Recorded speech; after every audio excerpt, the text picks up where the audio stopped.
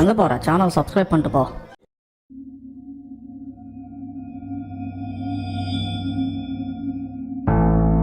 காளி, அதாவது கடவுள் காளி, இந்த ஒரு பேரை கேள்விப்படும் போது உங்களுக்கு என்ன தோணும்? அடடா, இந்த சாமியா பார்க்கறதுக்கே பயங்கரமாக இருப்பாங்க, நிறைய கை இருக்கும், நாக்கெல்லாம் நீளமாக இருக்கும், அண்ட் எல்லா கையிலையும் நிறைய வெப்பன்ஸ்லாம் இருக்கும், பார்க்கறதுக்கே ஒரு பயம் கிளப்புற கடவுள் மாதிரி தான் இருப்பாங்களே அப்படின்னு மோஸ்ட்டாக உங்கள் எல்லாருக்குமே அந்த ஒரு விஷயம் தெரியும்.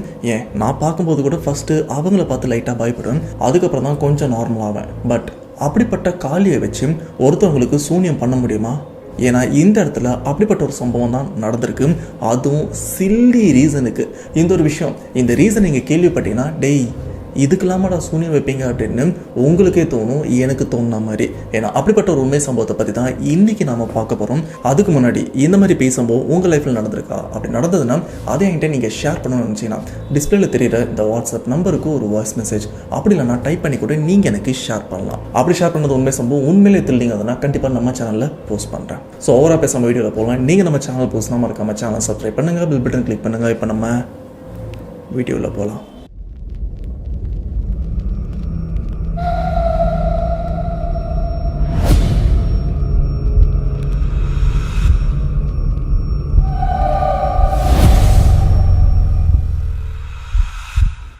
இந்த சம்பவத்தை நமக்கு ஷேர் பண்ண சப்ஸ்கிரைபர், இவங்க நேம் உஷா. இவங்க ஸ்ரீலங்காவையும் சேர்ந்தவங்க. அண்ட் இந்த சம்பவம் உஷா இவங்களுடைய அம்மாவுக்கு தான் நடந்திருக்கு. பட் அதுக்கு ரீசன் யாருன்னு பார்த்தீங்கன்னா உஷாவோட தாத்தா, அதாவது உஷா அவங்க அம்மாவோட அப்பா. எது, அப்பாவே தான் பொண்ணுக்கு சூனியம் வைப்பாங்களா அப்படின்னு கேட்டீங்கன்னா அப்படி கிடையாது. அதை இப்போ நான் கிளியராக உங்களுக்கு எக்ஸ்பிளைன் பண்ணுறேன். இப்போ உஷா இவங்களுடைய தாத்தா, இவர் வயசானவர் தான். அண்ட் பொதுவாக எல்லா தாத்தாவும், குறிப்பாக இந்த சிகரெட் பிடிக்கிற எல்லா தாத்தாவும் பார்த்தீங்கன்னா வயசானதுக்கப்புறம் பீடி தான் அதிகமாக பிடிப்பாங்க. அதே போல தான் உஷா இவங்க தாத்தாவும் பீடி பிடிக்கலாம் அப்படின்னு அவங்க வீட்டு பக்கத்தில் இருக்கிற ஒரு கடையில் பீடி வாங்கலாம் அப்படின்னு போகிறாங்க. ஆனால் அந்த கடையில் பீடி வேணும்னு கேட்குறாங்க. அந்த கடைக்காரர் பீடி எடுத்து கொடுக்குறாங்க. பட் அந்த கொடுக்குற பீடி எப்படி கொடுக்குறாங்கன்னா ஏதோ தூக்கி போடுற மாதிரி, அதாவது மரியாதை இல்லாத மாதிரி அந்த கடைக்காரர் அந்த பீடியை தாத்தா இவருக்கிட்டையும் கொடுத்துருக்காங்க. ஸோ இந்த ஒரு விஷயத்தை நோட் பண்ண தாத்தா இவருக்கும் கொஞ்சம் கோவம் வந்திருக்கு. டேய், நான் என்ன உன்கிட்ட ஓசியில் வாங்குறேன்னா காசு கொடுத்து தானே வாங்குறேன், மரியாதையை கொடுக்க மாட்டேன் அப்படின்னு தாத்தா இங்கே இருந்து திட்ட. இதுக்கு பதிலாக அந்த கடைக்காரங்க தாத்தா இவரையும் ஒரு மாதிரி திட்டிருக்காங்க போல இருக்கு. அண்டு இந்த ஒரு விஷயத்தை நோட் பண்ண தாத்தாவோட பொண்ணு, அதாவது உஷா இவங்க அம்மா இந்த ஒரு விஷயத்தை பார்த்துட்டு டேய் எங்கள் அப்பாவே நீ இப்படி பேசுறியா அப்படின்னு உஷாவோட அம்மா என்ன பண்ணுறாங்கன்னா அந்த கடைக்காரங்க வந்து திட்டவும் ஆரம்பிக்கிறாங்க. இதில் அந்த கடைக்காரங்க அவங்கள பற்றி ஒரு விஷயம் சொல்லணும்னா அந்த கடையை சேர்ந்தவங்க உத்தரகாளியை வழிபடுறவங்க. குறிப்பாக சொல்ல போனால் இந்த பில்லி சூன்யம் ஏவல் அப்படின்ற ஒரு விஷயம் அவங்க குடும்பத்துக்கு ரொம்பவே கைவந்த கலை அப்படின்னு கூட சொல்லலாம். ஆரம்பத்தில் இந்த இடத்துல ஒரு பீடியில் ஆரம்பித்த சண்டை சூன்யம் வைக்கிற அளவுக்கும் போயிருக்கு. இப்போ இந்த கடைக்காரங்களை உஷா அவங்க அம்மா அவங்க அப்பாவுக்கு சப்போர்ட் பண்ணுற மாதிரி திட்டிருக்காங்க. பிகாஸ் அந்த இடத்துல அந்த தாத்தா பண்ணது தப்பு கிடையாது, அந்த கடைக்காரங்க பண்ணது தான் தப்பு. ஒரு சின்ன வாக்குவாதமும் வந்து இந்த இடத்துல ஒரு பெரிய சண்டையிலே முடிஞ்சிருக்கு. இதில் அந்த உத்தரகாளியை வழிபடுற அந்த கடைக்காரங்க அவங்க என்ன பண்ணியிருக்காங்கன்னா அவங்க ஊரில் இருக்கிற ஒரு சுடுகாட்டுக்கும் போயிருக்காங்க.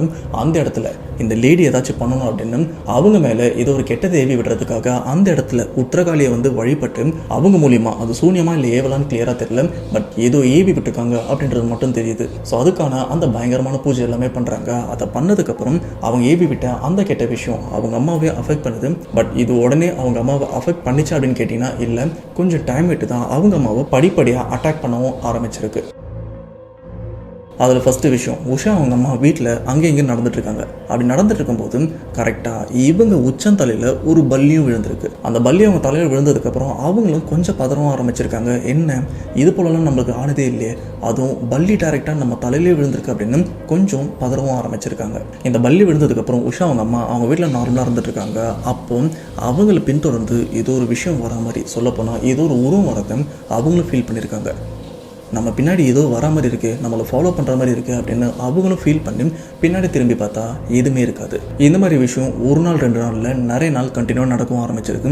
இது மட்டும் இல்லாமல் அவங்கள ஏதோ அஃபெக்ட் பண்ணுற மாதிரி, அவங்க உடம்புக்குள்ளே ஏதோ பூர முயற்சிக்கிற மாதிரி ஏதோ ஒரு விஷயத்த அவங்களும் டே பை டே நோட் பண்ணவும் ஆரம்பிக்கிறாங்க. சம்திங் ஏதோ நடக்குதுன்னு மட்டும் அம்மாவுக்கு தெரியும். ஸோ அந்த மாதிரி சமயத்தில் அம்மா என்ன பண்ணுறாங்கன்னா அவங்க உடம்புக்குள்ளே சம்திங் ஏதோ பூரா ட்ரை பண்ணுற மாதிரி அந்த ஃபீல் பண்ணுற அந்த ஒரு டைமில் அவங்க தலையை தட்டிட்டு ஐயப்பா ஐயப்பா அப்படின்னு ஐயப்பன் அவருடைய பேரையும் சொல்லுவாங்க. ஏன்னா அவங்க வீட்டில் மாதம் இந்த கார்த்திகை மாதம் வரும்போது மலைக்கு மாலையும் போடுவாங்க. ஸோ அதனால தான் தலையிலையும் தட்டி ஐயப்பா அப்படின்னு சொல்லி அந்த ஒரு பயத்தை போக்கவும் ட்ரை பண்ணுறாங்க. இப்படி இந்த இன்சிடென்ட் நடந்து ஒரு சில நாளுக்கு அப்புறம் பார்த்தீங்கன்னா உஷா இவங்க அப்பா வீட்டில் சம்திங் ஏதோ ஒரு சத்தம் கேட்குறத நோட் பண்ணுறாரு. அந்த சத்தம் எப்படி இருக்குன்னா அப்படின்னு பாம்பு கத்துற சத்தமும் கேட்க ஆரம்பிக்குது. என்ன இது விசித்திரமாக இருக்குது அப்படின்னு அவங்க அப்பாவும் நிறைய இடத்துல செக் பண்ணி பார்த்துருக்காங்க. கடைசியாக இவங்க வீட்டு பூஜை ரூம் இருக்குது. அந்த பூஜை ரூமுக்கு அப்படியே பக்கத்தில் பார்த்தீங்கன்னா துணி தைக்கிற மிஷின், தையல் மிஷினும் இருந்துட்டு அந்த மிஷின் கிட்ட கருப்பு மஞ்சள் கலந்த ஒரு பெரிய பாம்பு இருந்துட்டு இருக்கு. இருக்கிறதுலே ரொம்ப பெரிய சைஸாவின்னு கூட சொல்லலாம். அப்படிப்பட்ட பாம்பு தான் அந்த இடத்துல இருந்துட்டு இருக்கு. இதை பார்த்த உடனே வீட்டில் இருக்கிற எல்லாருமே பதறி போகிறாங்க. எப்படிடா இங்கே பாம்பு வரும் அப்படின்னு. அந்த பாம்பை எப்படியாச்சும் வீட்டை விட்டு துரத்தலாம் அப்படின்னு ட்ரை பண்ணுறாங்க. நிறைய குச்சி வச்சு துரத்தவும் ட்ரை பண்ணுறாங்க. பட் அந்த பாம்பு அந்த வீட்டை தான் சுற்றி சுற்றி வந்துட்டு இருக்கு. இப்படி அன்னைக்கு ஃபுல்லாக அந்த பாம்பு அந்த வீட்டில் தான் இருந்துட்டு வெளியில் போகவே இல்லை. கடைசியாக அந்த பாம்பு இருக்கிற அந்த இடத்த நோட் பண்ணி உஷா அவங்க அப்பா என்ன பண்ணுறாருன்னா வீட்டில் மண்ணெண்ணெய் இருக்கும், கெரோசின். அந்த மண்ணெண்ணெய் எடுத்து அந்த பாம்பு மேலேயும் ஊற்றுறாரு. கொளுத்துறதுக்கு கிடையாது, நார்மலாக ஊற்றி விடுறாரு. அப்படி அந்த மண்ணெண்ணெய் ஊற்றுனதுக்கப்புறம் அந்த இடத்துல அந்த பாம்பு என்ன பண்ணுதுன்னா அந்த பாம்பு தான் தோலை அந்த இடத்துல அப்படியே பிச்சுட்டு அந்த இடத்துலேருந்து அப்படியே வெளியிலையும் போயிடுது. பொதுவாக காட்டுலாம் பார்த்துருப்பீங்க, பாம்பு தோல் வந்து பேப்பர் மாதிரி இருந்துட்டு இருக்கும். ஸோ அந்த மாதிரி விஷயம் தான் இந்த இடத்துல பாம்பு அதோட உடம்புல இருந்து அப்படியே உருவி போட்டு அந்த இடத்த விட்டும் கிளப்பி இருக்கு. இப்படி இந்த பாம்பு வீட்டை விட்டு போனதுக்கப்புறம் இந்த இடத்துல உஷா அவங்க அம்மாவுக்கு உடம்பு சரியில்லாமலும் போகுது. இது கூடவே வீட்டில் அடுத்தடுத்து இந்த மாதிரி விஷயம்லாம் நடந்துகிட்டே இருக்குது. ஃபர்ஸ்ட் டைம் அம்மா தலையில் பல்லியும் விழுந்திருக்கு. அவங்க ஒரு சில உருவத்தையும் பார்த்த மாதிரி ஃபீல் பண்ணியிருக்காங்க. அண்ட் இப்போ வீட்டில் பாம்பு வந்துட்டு இருக்கு. சடனாக அம்மாவுக்கு உடம்பும் சரியில்லை. இப்படி கண்டினியூவாக நிறைய விஷயம் நடக்கும்போது இதெல்லாம் பேசிகிட்டே இருக்காங்க. அப்போது இந்த பல்லி தலையில் விழுந்தால் அது மரணத்துக்கான அறிகுறி அப்படின்னு இந்த கேலண்டர் பின்னாடிலாம் போட்டிருக்கோம். ஸோ அதை பற்றி தான் இவங்களும் பேசிகிட்டு இருக்காங்க. கொஞ்சம் பயந்தாக இருக்காங்க, எங்கள் அம்மாவுக்கு ஏதாச்சும் ஆயிருமோ அப்படின்னு. சரி, அதெல்லாம் எதுவுமே ஆகாது, நம்ம கொஞ்சம் ரிலாக்ஸாக இருக்கலாம் அப்படின்னு அந்த ஒரு விஷயத்த மறக்கிறதுக்கும் ட்ரை பண்ணுறாங்க. அண்ட் அன்னைக்கு வீட்டில் எல்லாருமே தூங்கிட்டு இருக்காங்க. பக்கத்தில் அம்மா அண்ட் உஷா இவங்க 2 பேருமே ஒன்றா தூங்கிட்டு இருக்கும்போது சடனாக நைட்டு உஷா இவங்களுக்கு யாரோ எழுப்பினாம ஒரு ஃபீல் வந்திருக்கு. அதை பாதி ராத்திரியில் இவங்களும் முழிச்சிருக்காங்க. நான் ஒரு சில வீடியோவில் கிளியராக சொல்லியிருப்பேன். நமக்கு இந்த 2, 2:30, 3 மணிக்குள்ளே பார்த்தீங்கன்னா சடனாக தூங்கிட்டு இருக்கும்போது முழிப்பு வந்ததுன்னா ரொம்ப நேரமாக நம்மளை யாரோ பார்த்துட்டு இருக்கிறதா அர்த்தம். அது எதிர்க்க இருக்கலாம், சைடில் இருக்கலாம், எந்த இடத்துல வேணாலும் இருக்கலாம். ஆனால் சம்திங் ஏதோ ஒன்று நம்மளை பார்த்துட்டு இருக்கிறதா அர்த்தம். அந்த சமயம் நம்மளுடைய உள்ளுணர்வு எழுந்துரு உன்னை யாரோ பார்த்துட்டு இருக்காங்க அப்படின்னு அந்த உள்ளுணர்வு தான் நம்மளையும் எழுப்பி விடும். அண்ட் எந்திரிச்சு பார்க்கும்போது நம்ம கண்ணுக்கு எதுவுமே தெரியாது. சேம் இதே விஷயம் தான் இந்த இடத்துல உஷா இவங்களுக்கும் நடந்திருக்கு. அந்த நடுராத்திரி எந்திரிச்சிருக்காங்க. ஆனால் எந்திரிச்சு பார்க்கும்போது இவங்க சுற்றி எதுவும் உருவத்தை பார்க்கல அப்படின்னு கேட்டீங்கன்னா அப்படிலாம் இல்லை. அம்மாவோட காலடிக்கு பக்கத்தில் பார்த்தீங்கன்னா ஏதோ ஒரு உருவம் நிற்கிறத இவங்களும் பார்த்துருக்காங்க. அந்த உருவம் எப்படி இருக்குன்னா அது ஒரு பெண்ணோட உருவம் தான். புடவை கட்டிட்டு தலையெல்லாம் நல்லா விரிச்சு போட்டுட்டு முகம் ரொம்பவே கிளியராக தெரியுது. அண்ட் அந்த உருவம் உஷா இவங்களை பார்த்துட்டு வா, என் கூட வா அப்படின்னு கூப்பிடுறத இவங்களும் பார்த்து மிரண்டிருக்காங்க. இப்படி இந்த உருவத்தை பார்த்து பயப்படுற வரைக்கும் உஷா இவங்களால இவங்க உடம்பு நல்லாவே ஃபீல் பண்ண முடியுது. பட் எப்போ அவங்க அம்மாவை கூப்பிட்டு ஹெல்ப்பு கூப்பிடலாம் அப்படின்னு அம்மா இங்கே ஏதோ உருவம் இருக்குது அப்படின்னு சொல்ல வராங்களோ அப்போது இவங்க ஆப்போசிட்டில் இருக்கிற அந்த உருவம் இவங்களை கண்ட்ரோல் பண்ண மாதிரி இவங்களை அந்த சமயம் பேச விடாமலும் பண்ணியிருக்கு. உஷா இவங்க எவ்வளோ முயற்சி பண்ணுறாங்க, பட் இவங்களால வாயை திறந்து பேச முடியல. ப்ரோ இது ஸ்லீப்பிங் பேரலைஸாக இருக்க போகுது அப்படின்னு கேட்டிங்கன்னா அதெல்லாம் கிடையாது. அவங்க இந்த இடத்துல பார்த்த உருவம் உண்மைதான். அந்த உருவத்தை பார்க்குற வரைக்கும் இவங்களால நார்மலாக ரியாக்ட் பண்ண முடிஞ்சிருக்கு. பட் அந்த உருவத்தை பார்த்ததுக்கப்புறம் ஹெல்ப்புக்கு ஆளை கூப்பிடலாம், அம்மாவை கூப்பிடலாம் அப்படின்னு ட்ரை பண்ணும்போது தான் இவங்களால எதுவுமே ரியாக்ட் பண்ண முடியல. சரி, இங்கே இருக்கிற அந்த கெட்டது நம்மளை கண்ட்ரோல் பண்ண ட்ரை பண்ணுது. நம்ம கண்ணை மூடிட்டு நம்ம ப்ரே பண்ணலாம் அப்படின்னு வழக்கம் போல் கண்ணை மூடிட்டு ஐயப்பா ஐயப்பா அப்படின்னு மனசுலேயே ப்ரே பண்ணவும் ஆரம்பிச்சிருக்காங்க. அப்படி ப்ரே பண்ண ஒரு சில செகண்ட்லேயே பார்த்தீங்கன்னா இவங்களுக்கு ரொம்பவே ரிலாக்ஸான ஃபீலும் வருது. அண்ட் பேச்சு வராத அந்த சமயம் எல்லாமே சரியாய் பேச்சு வரவும் ஆரம்பிக்குது. சரி, சம்திங் ஏதோ தப்பாக நடக்குது, எதாக இருந்தாலும் நம்ம காலையில் சொல்லிக்கலாம், இப்போ சொல்லி இவங்களை பயமுறுத்த வேண்டாம் அப்படின்னு பெட்ஷீட்டை இழுத்து போத்திட்டு அம்மாவை கட்டி பிடிச்சிட்டு அப்படியே தூங்கிடுறாங்க. இப்படி பொழுதும் விடியுது. பொழுது விடிஞ்சதுக்கப்புறம் நைட் நடந்த விஷயத்த அம்மா கிட்ட சொல்லும்போது அம்மா இந்த ஒரு விஷயத்தை கேட்டு ஷாக் ஆவாங்கன்னு பார்த்தீங்கன்னா இல்லைம்மா நீ நைட்டு தூங்கும்போது ஏதாச்சும் கெட்ட கனவு கண்டிருப்ப, மேபி அதில் வந்து தான் நீ உண்மைன்னு நம்பியிருப்ப, அப்படிலாம் எதுவும் இல்லைம்மா, ஒன்றும் இல்லை, ரிலாக்ஸாக விடு அப்படின்னு உஷா அவங்க அம்மா அந்த ஒரு விஷயத்தை நம்பாமல் ரொம்பவே ரிலாக்ஸாக தான் இருக்காங்க.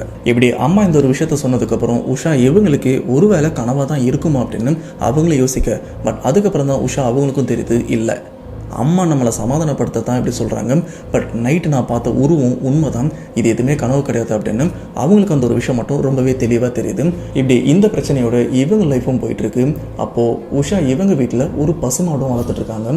கரெக்டாக இவங்க வீட்டில் பிரச்சனை ஆரம்பித்ததுலேருந்து அந்த பசுமாடு உடம்பு முடியாமல் தான் இருந்திருக்கு. இந்த சிச்சுவேஷனில் அந்த பசுமாடு இறந்தும் போயிடுச்சு. இப்படி வீட்டில் பசுமாடு இறந்து போகும்போது கண்டிப்பாக அதை ஒரு அபசகுணமாக தான் பார்ப்பாங்க. ஏன்னா ஹிந்து கல்ச்சரில் வந்து பசுமாடு அப்படின்றது வந்து கடவுளுக்கு நிகராக தான் பார்த்துட்டு இருக்காங்க. அப்படிப்பட்ட பசுமாடு இப்படி இறந்ததுன்னா வீட்டில் இருக்கிறவங்க கண்டிப்பாக பயப்படுவாங்க. சேம் அதே விஷயம் தான் இங்கே உஷா இவங்க வீட்லேயும் நடக்க ஆரம்பிச்சிருக்கு. இப்படி இந்த மாடு இறந்த ஒரு சில நாள்லயே பார்த்தீங்கன்னா உஷா இவங்க வீட்டுக்கு பக்கத்து வீடு, அந்த பக்கத்து வீட்டில் இருக்கிற ஃபேமிலி மெம்பர்ஸ் எல்லாருமே பயப்படவும் ஆரம்பிக்கிறாங்க. என்னன்னு பார்த்தா அந்த வீட்டுக்குள்ள பேய் நடமாட்டம் இருக்கிறதா அந்த வீட்டில் இருக்கிறவங்க பார்த்தும் இருக்காங்க. இதனால உஷா இவங்க வீட்லையும் கேட்குறாங்க, ஏமா எங்கள் வீட்டில் என்னென்னவோ நடக்குது, இன்னைக்கு ஒரு நாள் உங்கள் வீட்டில் தூங்குறோம், இல்லைனா என் பொண்ணையாச்சும் உங்கள் வீட்டில் தூங்கவே அப்படின்னு அந்த பக்கத்து வீட்டுக்காரங்க அவங்க வீட்டு வயசு பொண்ணு உஷா இவங்க கூட அன்னைக்கு நைட்டு தங்கவும் வைக்கிறாங்க. ஸோ இந்த ஒரு விஷயம் இவங்களுக்கு பெருசாக இல்லை, எதிர்த்த வீடு தானே, ஒருத்தருக்கு ஒருத்தர் ஒத்தாசையாக இருக்கலாம் அப்படின்னு அவங்களும் வீட்டில் தங்க வைக்கிறாங்க. அந்த பயந்த பொண்ணும் அன்னைக்கு நைட்டு உஷா இவங்க வீட்டில் தூங்கிட்டு இருக்காங்க. அப்படி அந்த பொண்ணு தூங்கிட்டு இருக்கும்போது அவங்களுக்கு ஒரு சத்தமும் கேட்குது. என்னடானா வளையல் சத்தம் கேட்குது. சரி, இந்த வளையல் சத்தம் ஒன்று உஷா கிட்டேருந்து வரும், இல்லைன்னா அவங்க அம்மா கிட்டேருந்து வரும், நம்ம சைலண்டாக தூங்கலாம் அப்படின்னு அந்த பொண்ணு சாதாரணமாக தூங்கியிருக்காங்க. பட் அதுக்கப்புறம் அந்த வளையல் சத்தமும் கேட்க, கூடவே பார்த்தீங்கன்னா யாரோ நடக்கிற சத்தமும் கேட்க ஆரம்பிக்குது. இந்த ஒரு சத்தம் ரொம்ப நேரம் கேட்டதுக்கப்புறம் யார் அது இன்னும் தூங்காமல் நடந்துட்டுருக்கா அப்படின்னு அந்த பொண்ணும் எந்திரிச்சு பார்க்குறாங்க. எந்திரிச்சு பார்த்தா பக்கத்தில் உஷா அவங்களும் தூங்கிட்டு இருக்காங்க, அம்மாவும் தூங்கிட்டு இருக்காங்க. இவங்க இங்கே தூங்கிட்டு இருக்கும்போது வேறு யாரும் நடந்துட்டுருக்கா வளையல் சத்தத்தோடு அப்படின்னு கொஞ்சம் நிமிர்ந்து பார்க்கும்போது அந்த வீட்டோட கிச்சனும் தெரியுது. அந்த கிச்சனில் இருந்து ஹாலுக்கு, அந்த ஹாலில் இருந்து கிச்சனுக்கு ஒரு பெண் சாரி கட்டிட்டு கை நிறைய வளையல்லாம் போட்டிருக்காங்க. இங்கே அங்கன்னு நடந்து போகிறத இப்போ தங்கி இருக்கிற பக்கத்து வீட்டு பொண்ணு பார்த்து அலறவும் ஆரம்பிக்கிறாங்க. ஏன்னா ஆல்ரெடி அவங்க வீட்டில் பேய் பிரச்சனை அப்படின்னு தான் இப்போ இங்கே வந்து தங்கியிருக்காங்க. இங்கே வந்ததுக்கப்புறமும் சேம் அந்த ஒரு விஷயம் நடந்தால் கண்டிப்பாக இந்த பொண்ணு பயப்படுமா பயப்படாதா? ஸோ இதுக்கப்புறம் அந்த தங்க வந்த அந்த பொண்ணும் அலறி அடிச்சுட்டு இந்த வீட்டை விட்டு வெளியிலையும் ஓடுறாங்க. அந்த வெளியில் ஓடிட்டு அவங்க பார்த்த விஷயத்த அங்கே இருக்கிறவங்ககிட்டையும் சொல்கிறாங்க. ஸோ இதுக்கப்புறம் அந்த பக்கத்து வீட்டு பொண்ணு அவங்க அம்மா அப்பா என்ன பண்ணுறாங்கன்னா, சரி நீ உன் வீட்லேயும் தங்காத, எங்கேயும் தங்காத, நீ பேசாமல் பாட்டி வீட்டில் தங்கு அப்படின்னு அவங்க அன்றைக்கி நைட்டு பாட்டி வீட்லையும் எடுத்துகிட்டு போய் விட்டுறாங்க. ஸோ அதுக்கப்புறம் அந்த பொண்ணுக்கு பிரச்சனை எதுவுமே இல்லை. இதுக்கப்புறம் இந்த பக்கம் உஷா அவங்க அம்மாவுக்கு நாள் பட உடம்பு முடியாமலும் போது ரொம்பவே அவஸ்தைப்பட்டுட்டும் இருக்காங்க. ஸோ இது வரைக்கும் வீட்டில் யோசிக்காத ஒரு விஷயத்த இப்போ யோசிக்கிறாங்க. அது என்னென்னா, இது மெடிக்கல் ரிலேட்டடாக இல்லாமல் வேறு ஏதாச்சும் பிரச்சனை இருக்குமா, அதையும் நம்ம செக் பண்ணி பார்த்துடலாம் அப்படின்னு உஷா இவங்க சொந்தக்காரங்களுக்கு தெரிஞ்ச ஒரு சாமியாரையும் பார்க்க போகிறாங்க.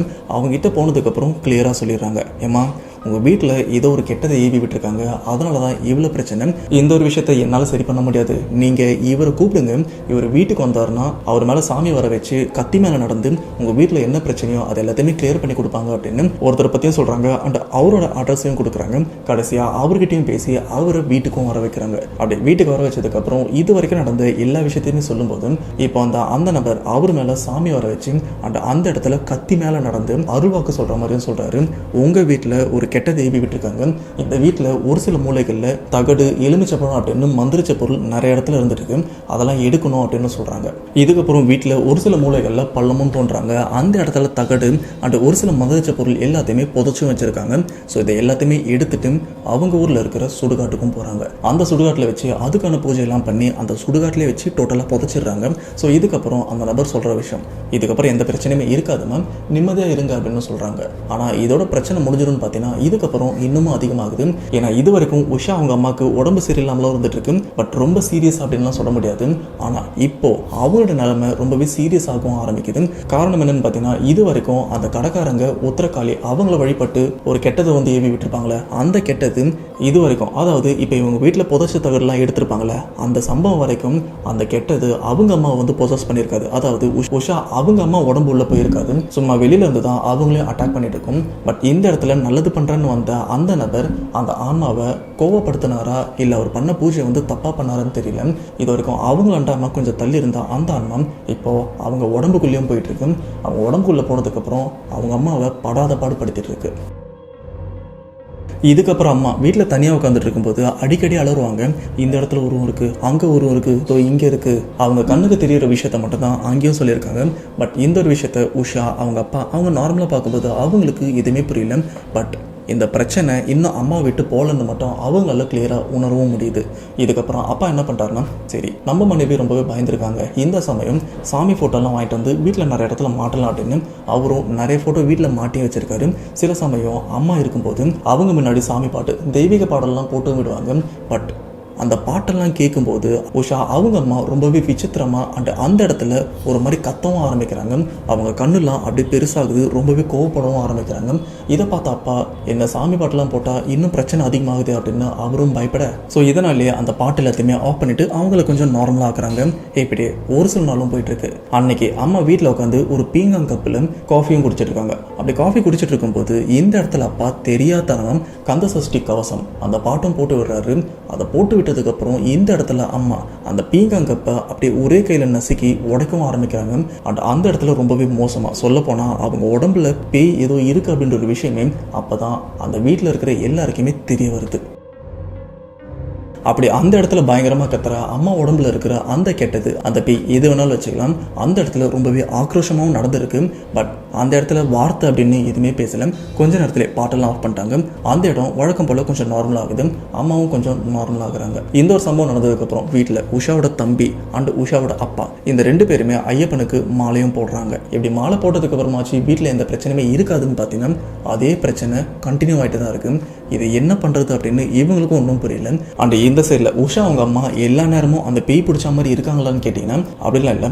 சில சமயம் அந்த பேய் இவங்க ரொம்பவே டார்ச்சர் பண்ணுது, சில சமயம் ரொம்பவே நார்மலாக தான் இருந்துட்டு இருக்காங்க. அப்படி நார்மலாக இருந்துட்டு இருக்கும்போது அன்னைக்கு இவங்க வீட்டில் காளியை வழிபட்டுட்டு இருக்காங்க.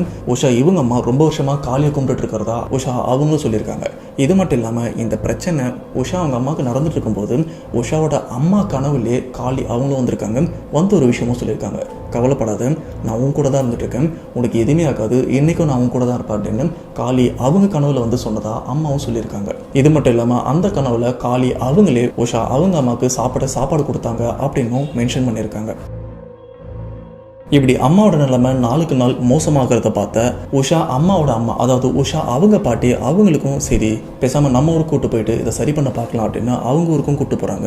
ஆனால் அவங்க ஊருக்கு கூப்பிட்டு போனதுக்கப்புறம் அந்த இடத்துல நைட்டு உடுக்கெல்லாம் அடித்து இந்த பேயை ஓட்ட ட்ரை பண்ணுவாங்களே அந்த மாதிரி விஷயம் தான் அம்மா இவங்களை உட்கார வச்சு உடுக்கெல்லாம் அடித்து யார் நீ இந்த உடம்புல என்ன பண்ணுற, உன்னை யார் ஏவி விட்டா அப்படின்னு எல்லா விஷயமும் கேட்க அந்த உடம்புல இருக்கிற அந்த ஆன்மாவும் சொல்லுது, நான் ரொம்பவே சுதந்திரமாக சுற்றிட்டு இருந்த ஆன்மா என்ன அடைச்சி இந்த உடம்புல அடைச்சி வச்சுட்டாங்க, அதுக்கு காரணம் இவங்களை கொல்லணும் அப்படின்னு தான். அண்ட் நான் ரொம்பவே சுதந்திரமாக சுற்றிட்டு இருந்தேன், இப்போ என்னால் இந்த ஒரு உடம்புல இருந்துட்டு என்னுடைய சுதந்திரமே போயிருச்சு, நீங்கள் என்ன இந்த உடம்புல இருந்து வெளியில் விட்டதுக்கப்புறம் நான் கண்டிப்பாக என்னை யார் ஏவி விட்டாங்களோ அவங்களே போய் நான் கொல்லுவேன் அப்படின்னு ரொம்பவே ஆக்ரோஷத்தோட அந்த ஆன்மா சொல்ல. இப்படி இந்த ஒரு விஷயம் நடந்துட்டு இருக்கும்போது இந்த இடத்துல உஷா அவங்க அம்மா நான் அவங்களை போய் கொன்னே ஆகும் அப்படின்னு இங்கேருந்து ஓடவும் ஆரம்பிக்கிறாங்க. ஓடுறது உஷா அவங்க அம்மாவான்னு கேட்டிங்கன்னா அவங்க இல்லை, அவங்க உடம்புல இருக்கிற அந்த ஆன்மா. இப்படி ஓடிட்டு இருக்கிற அம்மா இவங்களை பிடிச்சி அந்த இடத்துல உட்கார வச்சு மறுபடியும் உடுக்கெல்லாம் அடிச்சு இந்த உடம்பை விட்டு மரியாதை போயிரு அப்படின்னு அந்த உடம்பை விட்டு ஓட்டவும் ட்ரை பண்ணுறாங்க. கடைசியாக அம்மா உடம்புல இருந்து ஏவப்பட்ட அந்த கெட்ட ஆன்மா பெண் ஆன்மா வந்து அவங்க உடம்பை விட்டு வெளியில் வந்ததுக்கப்புறம் பார்த்தீங்கன்னா இந்த இடத்துல உஷா அவங்க அம்மா பெருசாக ஒரு ஏப்பமும் விடுறாங்க. ஸோ இந்த ஒரு ஏப்பம் விட்டதுக்கப்புறம் அங்கே இருக்கிறவங்களுக்கும் தெரிஞ்சிருச்சு, ஓகே இந்த ஆன்மா இவங்க உடம்பை விட்டு வெளியில் வந்துருச்சு அப்படின்னு. இப்படி வெளியில் வந்த அந்த ஆன்மா இங்கேருந்து கண்ணு மண்ணு தெரியாமல் ஓடுறதையும் இங்கே இருக்கிற எல்லாருமே பார்த்துருக்காங்க. அப்படி ஓடின அந்த ஆன்மா அந்த ஏரியாவை சேர்ந்த வேற ஒருத்தர் உடம்பையும் ஆக்கிரமிச்சிருக்கு. அங்கே போனதுக்கப்புறம் அவரும் பயங்கரமாக கத்தவும் ஆரம்பிக்கிறாரு, ஒரு மாதிரி ரியாக்ட் பண்ணுறாரு. இதை பார்த்த இங்கே உடுக்கடிச்சு பேய ஓட்டினாங்களே அவங்க என்ன பண்ணுறாங்கன்னா அவரையும் கூப்பிட்டு வந்து உன்னை இங்கேருந்து துரத்தி விட்டா நீ இவர் உடம்புல இருக்கியா, மரியாதையாக இங்கேருந்து ஓடிடு அப்படின்னு அந்த உடம்புலேருந்து வெளியில் போகிறதுக்கு ஒரு சில பூஜைலாம் பண்ணுறாங்க. இப்படி அந்த ஆணோட உடம்பை விட்டு இந்த பெண் ஆன்மா வெளியில் வந்ததுக்கப்புறம் இவரும் ஒரு பெரிய ஏப்பம் விடுறாரு. இதை வச்சு இவங்களும் கெஸ் பண்ணிடுறாங்க, ஓகே இவரை விட்டு இந்த ஆன்மா வெளியில் வந்துருச்சு அப்படின்னு. இப்படி அந்த ஆணை விட்டு வெளியில் ஓடினா அந்த ஆன்மா அங்கே சுற்றி இங்கே சுற்றின்னு மறுபடியும் எங்கே ஆரம்பிச்சதோ அங்கேயே வந்து முடிச்சிருக்கு. அதாவது உஷா அவங்க அம்மா உடம்புலையும் மறுபடியும் பூந்துருச்சு. இப்படி உஷா அவங்க அம்மா உடம்புல வந்ததுக்கப்புறம் இங்கே இருக்கிறவங்க மறுபடியும் உடுக்கடிச்சு அந்த பேயை உடம்பு விட்டு வெளியில் ஓட்டவும் ட்ரை பண்ணுறாங்க. பட் என்ன ட்ரை பண்ணாலும் இப்போ மறுபடியும் பூந்த அந்த ஆன்மாவை அவங்களால வெளியில் அனுப்ப முடியல. அந்த ஒரு லெவலுக்கு அப்புறம் அவங்களே டயர்டாயிட்டு எங்களால் எதுவுமே பண்ண முடியாது அப்படின்னு அவங்களும் கையை விரிச்சிடுறாங்க. ஸோ இதுக்கப்புறம் உஷா இவங்க ஃபேமிலிக்கும் என்ன பண்ணுறதுன்னு தெரியல. கிட்டத்தட்ட இவங்க போகாத இடமே இல்லை. இவங்க சொந்தக்காரங்க நிறைய இடமும் சொல்கிறாங்க, அங்கே போய் செக் பண்ணுறாங்க, இங்கே போய் செக் பண்ணுறாங்க. ஆனால் எங்கே போனாலும் இவங்களுக்கு தீர்வுன்றதே கிடைக்கல. கடைசியாக ஒரு இடத்துல போயிட்டு இவங்க உடம்புல இருக்கிற அந்த ஏவலை ஓட்டவும் ட்ரை பண்ணுறாங்க. ஆல்மோஸ்ட் அந்த ஏவலும் வெளியில் வந்துருச்சு. அந்த ஒரு சில பொருளை மந்திரிச்சு அம்மா இவங்க இடுப்புலையும் கட்டி விட்டுறாங்க. இப்படி இடுப்பில் அந்த மந்திரிச்ச பொருள்லாம் கட்டினதுக்கப்புறம் அந்த ஆன்மா இவங்களை அண்டாமலும் இருந்துட்டு இருக்கு. ஆனால் இவங்களை தான் சுற்றி சுற்றி வந்துட்டு இருக்கு. ஒரு லெவலுக்கு அப்புறம் அம்மா இவங்க என்ன ஃபீல் பண்ணாங்கன்னு தெரியல, இதெல்லாம் எனக்கு வேண்டாம் அப்படின்னு அந்த இடுப்பில் கட்டியிருந்த அந்த மந்திரிச்ச பொருள் எல்லாத்தையும் எல்லாத்தையுமே கழட்டினதுக்கப்புறம் மறுபடியும் அந்த ஆன்மா இவங்களை பொசஸ் பண்ணியிருக்கு. ஸோ அப்படி பொசஸ் பண்ணதுக்கப்புறம் படாத படுபடுத்திருக்கு. நார்மலாக இருந்த அம்மா ரொம்பவே உடம்புக்கு முடியாமலும் போயிருக்காங்க, ரொம்பவே கஷ்டப்பட்டுட்டாங்க அப்படின்னு கூட சொல்லலாம். அண்ட் இந்த ஒரு விஷயத்தை வந்து ஸ்டாப் பண்ணுறதுக்காக அம்மா அவங்களுக்கும் ஐயப்பன் மாலையும் போட்டு விடுறாங்க. அப்படி அந்த மாலை போட்டதுக்கப்புறம் கொஞ்சம் ரிலாக்ஸாக தான் இருந்துட்டு இருக்கு. ஆனால் அந்த உடம்பை விட்டு அந்த ஆன்மா போயிடுச்சா, அந்த ஏவல் போயிடுச்சா அப்படின்னு கேட்டிங்கன்னா ஸ்டில் இந்த வீடியோ நீங்கள் பார்க்குற இந்த ஒரு செகண்ட் வரைக்கும் போகலை. அதுக்கு அவங்க ஒரு ரீசனும் சொல்லியிருக்காங்க. அது என்னன்னா, இந்த ஏவலை யார் ஏவி விட்டாங்களோ அதுவும் அவங்க உத்தரகாளியை வழிபட்டு தான் அந்த ஏவலையும் ஏவி விட்டுருக்காங்க. ஸோ யார் அந்த ஏவலை ஏவி விட்டாங்களோ வச்சவங்களால தான் அதை ரிவர்ஸ் எடுக்க முடியும். வேறு எங்கே போனாலும் எதுவுமே பண்ண முடியாது அப்படின்னு அவங்களுக்கும் தெரிஞ்சிருச்சு. அண்ட் போன எல்லா இடத்துலையுமே சேம் இந்த ஒரு விஷயம் தான் சொல்லியிருக்காங்க. சரிப்பா வச்சவங்ககிட்ட போய் கேட்கலாம்ல அப்படின்னு கேட்டால், இப்போ நம்ம போய் கேட்ட உடனே அவங்க எடுத்துருவாங்களான்னு கேட்டீங்கன்னா கண்டிப்பாக எடுக்கிறது டவுட்டு தான். ஸோ இவங்களுக்கு என்ன பண்ணுறதுன்னு தெரியல. இன்கேஸ் இவங்க ஸ்ரீலங்காவை சேர்ந்தவங்க, இவங்களுக்கு ஏதாச்சும் சொல்யூஷன் இருக்கும் அப்படின்னு நீங்கள் நினச்சிங்கன்னா வழக்கம் போல் கமெண்ட் பாக்ஸில் மென்ஷன் பண்ணுங்கள். அண்ட் இந்த இடத்துல ஒரு விஷயத்த சொல்ல மறந்துருப்பேன். அது என்னென்னா, உஷா இவங்க வீட்டில் ஒரு மாடு வளர்க்குறாங்க, ஒரு பசுமாடு இறந்துருக்குன்னு கூட சொல்லியிருப்போம் பார்த்தீங்களா. அந்த பசுமாடு எப்படி இறந்ததுன்னா, ஃபஸ்ட்டு இவங்க மேலே ஏவல் ஏவி விட்டுருப்பாங்களே அம்மா மேலே, அந்த ஏவல் இவங்க வீட்டை நோக்கி வரும்போது அந்த பசுமாடு கரெக்டாக இவங்க வீட்டு வாசல் குறுக்குலேயும் வந்திருக்கு. ஸோ இப்படி குறுக்க வரும்போது அந்த ஏவல் ஃபஸ்ட்டு இந்த பசுமாடை அடிச்சுட்டு தான் அதுக்கப்புறம் தான் வீட்டுக்குள்ளேயும் வந்திருக்கு. ஸோ இப்படி அடித்ததுனால தான் அந்த பசுமாடு ஒரு சில நாள்லேயே இறந்தும் போயிருக்கு. இந்த ஒரு விஷயத்தையும் உஷா அவங்க தான் சொல்லியிருக்காங்க. ஸோ இப்போ உஷா இவங்க ஃபேமிலியில் நடந்த இந்த ஒரு சம்பவத்தை நீங்கள் முழுசாக கேட்டிருப்பீங்க. அண்டு என்னால் முடிஞ்ச வரைக்கும் நான் கிளியராக எக்ஸ்பிளைன் பண்ணியிருப்பேன் நம்புறேன். ஸோ இந்த ஒரு இன்சிடென்ட்டை கேட்கும்போது உங்களோட தாட் என்ன? அண்டு இப்படிப்பட்ட ஆளுங்களை சில்லியான ஒரு விஷயத்துக்கு தான் ஏவல் அப்படின்ற ஒரு விஷயத்தை ஏவி விட்டுருக்காங்க. ஒரு பீடியில் ஆரம்பித்த விஷயம் இவ்வளோ பெருசில் முடிச்சிருக்கு. ஸோ இதை பற்றி நீங்கள் என்ன நினைக்கிறீங்க அப்படின்றது வந்து மறக்காமல் கமெண்ட் பாக்ஸில் மென்ஷன் பண்ணுங்கள். அந்த வீடியோ ஒரு மக்களே வழக்கம் போல் நான் கேட்குற விஷயம், மறக்காமல் இந்த வீடியோக்கு ஒரு லைக் பண்ணிடுங்க. அண்ட் இந்த வீடியோ பற்றி உங்களுடைய கமெண்ட்டை மறக்காமல் கமெண்ட் பாக்ஸில் மென்ஷன் பண்ணுங்கள். இது மட்டும் இல்லாமல் இந்த வீடியோ ப்ளஸ் நம்ம பேக் டு ரிவைன் சேனல் இது ரெண்டுத்தையுமே உங்கள் ஃப்ரெண்ட்ஸ் அண்ட் ஃபேமிலிக்கு மறக்காமல் ஷேர் பண்ணுவீங்க அப்படின்னு நம்புகிறேன். வெயிட் பண்ணுறேன்.